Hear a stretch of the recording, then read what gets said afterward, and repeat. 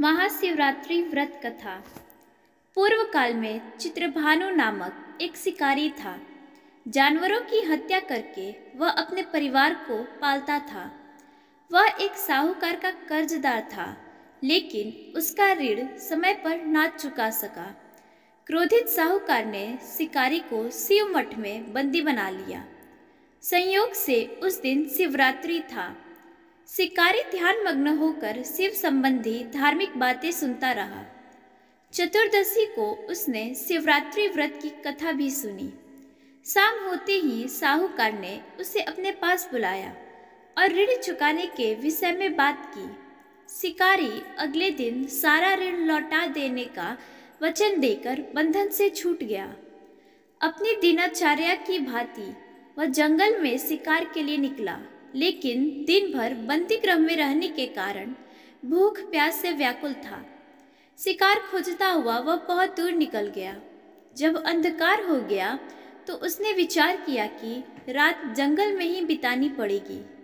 वह वन एक तालाब के किनारे एक बेल के पेड़ पर चढ़कर रात बिताने का इंतजार करने लगा। बिल्व वृक्ष के नीचे शिवलिंग था, जो बिल्व पत्रों से ढका हुआ था। शिकारी को उसका पता न चला। पड़ाव बनाते समय उसने जो टहनियाँ तोड़ी वे संयोग से शिवलिंग पर गिरती चली गई। इस प्रकार दिन भर भूखे प्यासे शिकारी का व्रत भी हो गया और शिवलिंग पर बिल्व पत्र भी चढ़ गए। एक पहर रात्रि बीत जाने पर एक गर्भिणी हिरनी तालाब पर पानी पीने पहुंची। शिकारी ने धनुष पर तीर चढ़ाकर ज्यों ही प्रत्यंचा खींची। हिरनी बोली, मैं गर्भिणी हूँ, शीघ्र ही प्रसव करूंगी। तुम एक साथ दो जीवों की हत्या करोगे, जो ठीक नहीं है। मैं बच्चे को जन्म देकर शीघ्र ही तुम्हारे समक्ष प्रस्तुत हो जाऊंगी, तब मार लेना। शिकारी ने प्रत्यंचा ढीली कर दी और हिरनी जंगल झाड़ियों में लुप्त हो गई। प्रत्यंचा चढ़ाने तथा ढीली करने के वक्त कुछ बिल्व पत्र अनायास ही टूटकर शिवलिंग पर गिर गए। इस प्रकार उससे अनजाने में ही प्रथम पहर का पूजन भी संपन्न हो गया। कुछ ही देर बाद एक और हिरनी उधर से निकली। शिकारी की प्रसन्नता का ठिकाना ना रहा। समीप आने पर उसने धनुष पर बाण चढ़ाया। तब उसे देख हिरनी ने विनम्रता पूर्वक निवेदन किया, हे शिकारी, मैं थोड़ी देर पहले ऋतु से निवृत्त हो आई हूँ। कामातुर विरहिणी हूँ, अपने प्रिय की खोज में भटक रही हूँ। मैं अपने पति से मिलकर शीघ्र ही तुम्हारे पास आ जाऊंगी। शिकारी ने उसे भी जाने दिया। 2 बार शिकार को खोकर उसका माथा ठनका। वह चिंता में पड़ गया। रात्रि का आखिरी पहर बीत रहा था। इस बार भी धनुष से लग कर कुछ बेलपत्र शिवलिंग पर जा गिरे तथा दूसरे पहर की पूजन भी संपन्न हो गई। तभी एक अन्य हिरनी अपने बच्चों के साथ उधर से निकली। शिकारी के लिए यह स्वर्णिम अवसर था। उसने धनुष पर तीर चढ़ाने में देर नहीं लगाई। वह तीर छोड़ने वाला ही था कि हिरनी बोली, हे शिकारी, मैं इन बच्चों को इनके पिता के हवाले करके लौट आऊंगी। इस समय मुझे मत मारो। शिकारी हंसा और बोला, सामने आए शिकार को छोड़ दूं? मैं ऐसा मूर्ख नहीं। इससे पहले मैं 2 बार अपना शिकार खो चुका हूँ। मेरे बच्चे भूख प्यास से व्यग्र हो रहे होंगे। उत्तर में हिरनी ने फिर से कहा, जैसे तुम्हें अपने बच्चों की ममता सता रही, ठीक वैसे ही मुझे भी। हे शिकारी, मेरा विश्वास करो, मैं इन्हें पिता के पास छोड़कर तुरंत लौटने की प्रतिज्ञा करती हूँ। हिरनी का दुख भरा स्वर सुनकर शिकारी को उस पर दया आ गई। उसने उस मृगी को भी जाने दिया। शिकार के अभाव में तथा भूख प्यास से व्याकुल शिकारी अनजाने में ही बेल वृक्ष पर बैठा बेलपत्र तोड़ तोड़ कर नीचे फेंकता जा रहा था। पांव फटने को हुआ तो एक हष्ट पुष्ट मृग उसी रास्ते पर आया। शिकारी ने सोच लिया कि इसका शिकार वह अवश्य करेगा। शिकारी की तनी प्रत्यंचा देखकर मृग विनीत स्वर में बोला, हे शिकारी, यदि तुमने मुझसे पूर्व आने वाली 3 मृगियों तथा छोटे छोटे बच्चों को मार डाला है, तो मुझे भी मारने में विलंब न करो।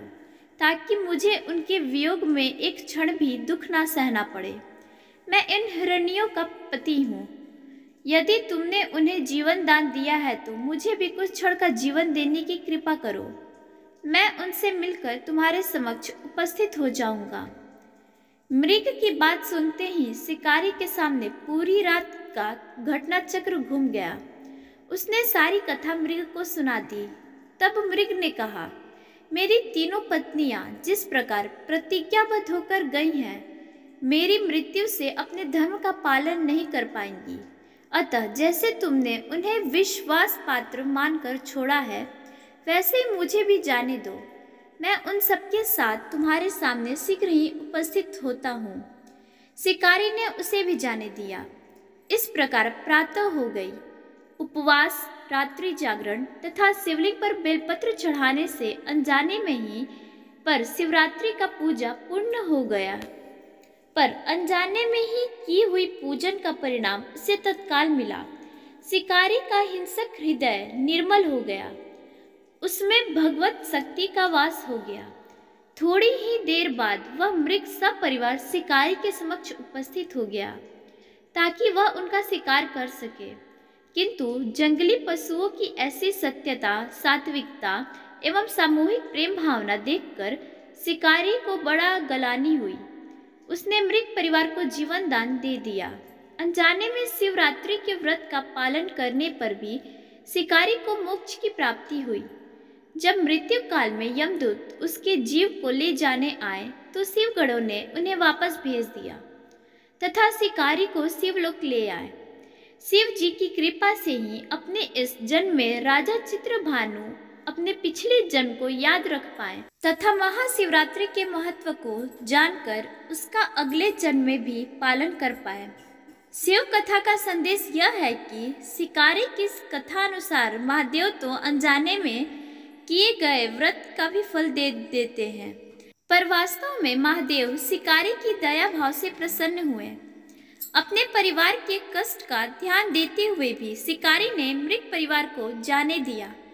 यह करुणा ही वस्तुतः उस शिकारी को उन पंडितों एवं पुजारियों से उत्कृष्ट बना देती है जो कि सिर्फ रात्रि जागरण, उपवास एवं दूध, दही, बेलपत्र आदि द्वारा शिव को प्रसन्न कर लेना चाहते हैं। इस कथा में सबसे महत्वपूर्ण बात यह है कि इस कथा में अनजाने में हुए पूजन पर विशेष बल दिया गया है।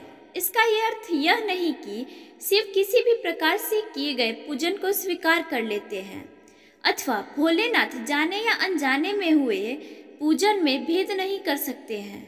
वास्तव में वह शिकारी शिव पूजन नहीं कर रहा था। इसका अर्थ यह भी हुआ है कि वह किसी तरह के किसी फल की कामना भी नहीं कर रहा था। उसने मृग परिवार को समय एवं जीवन दान दिया तो जो कि शिव पूजन के समान है। शिव का अर्थ ही कल्याण होता है। उन निरीह प्राणियों का कल्याण करने के कारण ही वह शिव तत्व को जान पाया तथा उसका शिव से साक्षात्कार हुआ। धन्यवाद।